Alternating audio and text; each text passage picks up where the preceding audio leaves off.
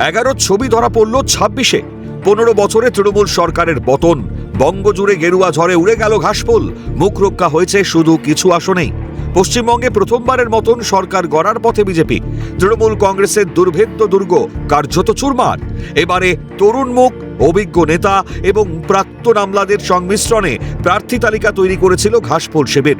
তৃণমূলের প্রার্থী তালিকায় ছিল যারা, তাদের অধিকাংশ আগেও প্রার্থী হয়েছিলেন, এতদিন মন্ত্রীর দায়িত্বও সামলে এসেছেন, কিন্তু তারাও কার্যত ধরাশায়ী 26-এর নির্বাচনে। সমস্ত হেভিওয়েট প্রার্থীদেরই হার।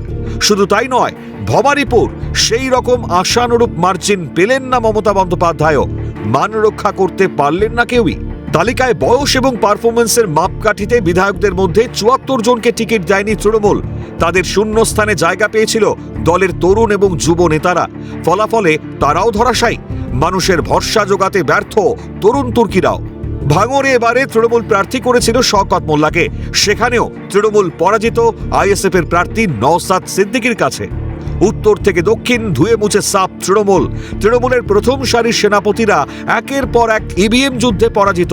পরিবর্তনের আশায় পশ্চিমবঙ্গ ভরসা রাখল পদ্মে। ক্যালকাটা নিউজ।